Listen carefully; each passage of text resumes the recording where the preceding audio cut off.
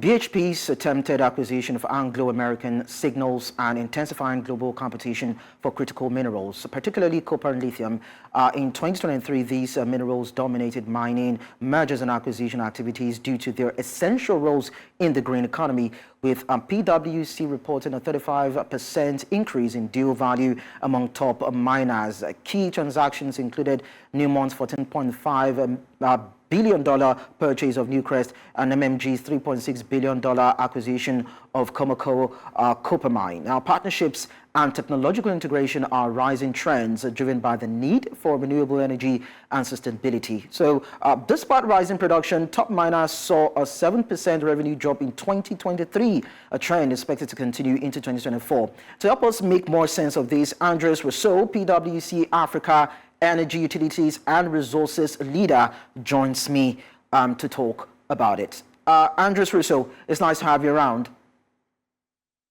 Thank you. Good morning. Can you please unmute your device so that we can hear you? Okay, so let's give it to you now.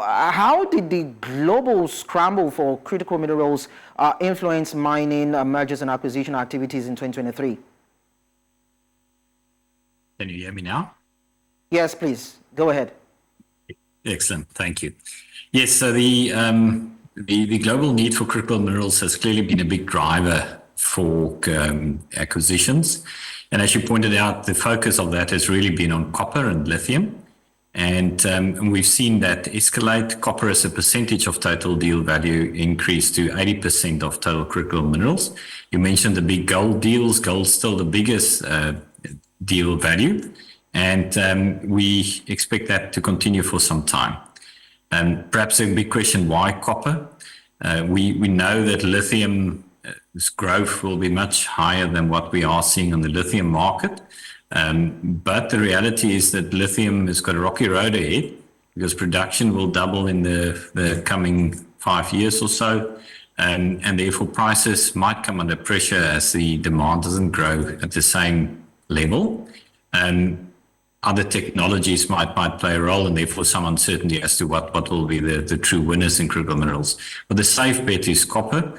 Everyone believes that doesn't matter what we electrify, there'll be a need for copper, and therefore the big focus on copper from all and sundry, and you mentioned the BHP bid for Anglo, which is really a copper-driven deal as well. We're blessed on this continent.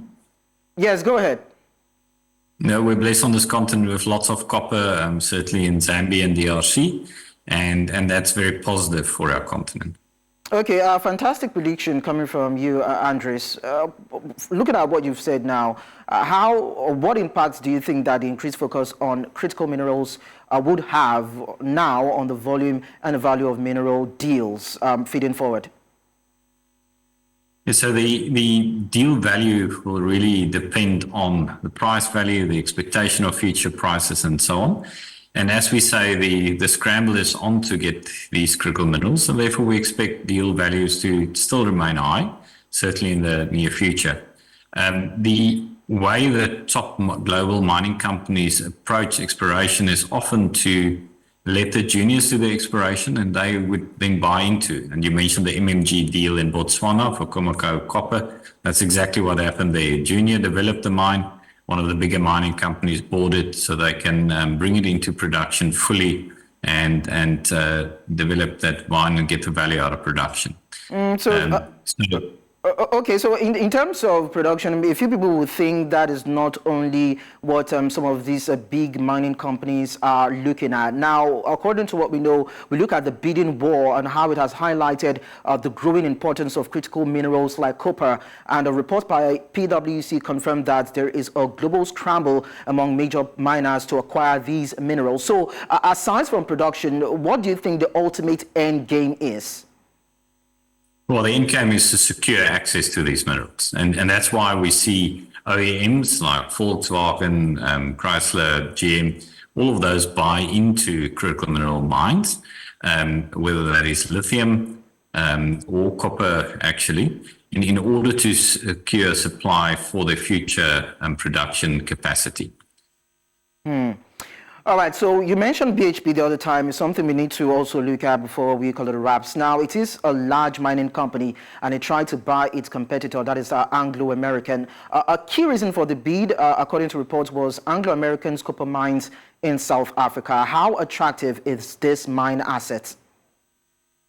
Yeah, sorry. So it's copper mines in South America, not South Africa. And they are attractive assets, definitely very attractive, which is why BHP put in the bid. Now, we know that bid is not going ahead. BHP stopped the process. Anglo didn't want to endorse it. So the bid is off the table, but it did highlight the very big importance that these big mining companies are attributing to tier one type copper assets. All right. Now, copper and lithium are essential in the green economy, and they seem to be the basis of sustainable energy mix. So how can African nations get more from this? How can they benefit more? And of course, increase the value chain? Yeah, so there's two elements to that answer. The first time is we need to create enabling environments for investment in the primary mining of these commodities. That goes without saying, and there's a lot that countries can do to do that. The second part is, how does Africa benefit from the extended value chain of these commodities? You think of lithium, only about 8% of the total value sits in the actual primary mining of it. The beneficiation takes up 92% of the value. But we can only benefit on the continent from beneficiation, whether that's in copper or lithium or other metals like vanadium, manganese, and so on, if we can do it cost competitively. If we've got adequate infrastructure, if we've got adequate electricity provision, then we can really make a difference. And quite excited by the DRC and Zambia looking to work together in order to unlock the copper cobalt resources through battery manufacturing. And that seems to be supported by Europe and the US in that instance. That would mean there's a lot of benefits coming from that sector if, of course, the right tools are used to unlock it. But then there's something that does not sit down well with me in this conversation. Many lithium companies are categorized as chemical producers instead of miners. This seems they might not be included on traditional top miner lists that actually focus on companies extracting resources from the ground. So is that going to be a major setback and maybe a rub on revenue? No, it does impact the revenue that we report in this publication. But the reality is that, as I mentioned, 92% of the value is derived from the chemical process of extracting, not extracting, of actually beneficiating the regional brine or ore that is mined. And therefore one can understand why they are probably more primary chemical companies than mining companies. They're all fully integrated, or quite often fully integrated into the value deals, and that's the way they maximize value. Okay, so what are the key trends driving the increase in deal value among the 40 miners according to the PwC Mine 2024 reports? Yeah, so if we've discussed critical minerals as a big driver, and I think we all understand that. Consolidation, we mentioned the gold deals, where it's all about size, which creates synergies, which create the opportunity to do things more efficiently. That's certainly a big portion of it.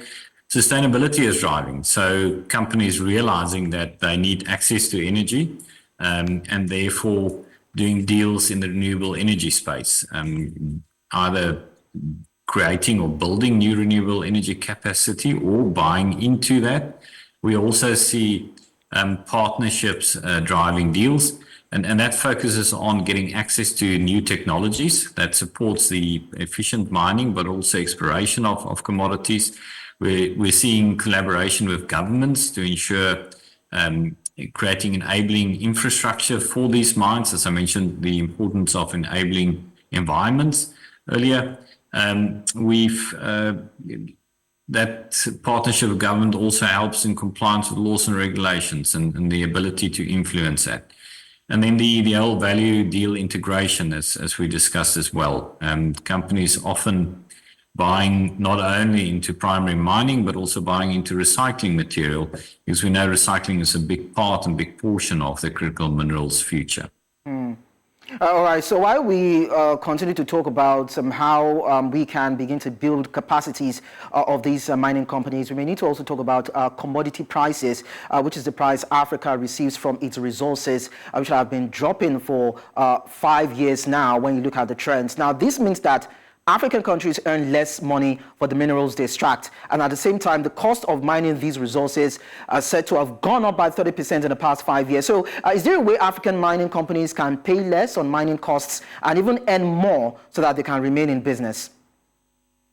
You know, the reality is that we are in a competitive environment, and therefore the cost is what the cost is. Mining companies can manage their costs, and they need to manage that cost by being more efficient. And quite often technology plays a nice big role in getting more efficient into the production space of it, and the mining space of it. So mining companies are investing a lot in new tech, artificial intelligence as an example, data techniques, other efficiency tools, automated machines and the like, in order to improve the efficiency of what they do. That's the only way that we can reduce costs. On the pricing side, mines are price takers. If prices are too low, then the reality is that those mines will close. And it will reduce supply, and prices will go up again to incentivize that production to come back on stream. So mining companies have to operate within the confines of what they have. It's a very global industry, and therefore the countries that can deliver the best enabling environments, in other words, that can make it as efficient as possible for mining companies to operate there, will have a benefit. All right, let me also get your thoughts on this, Andries.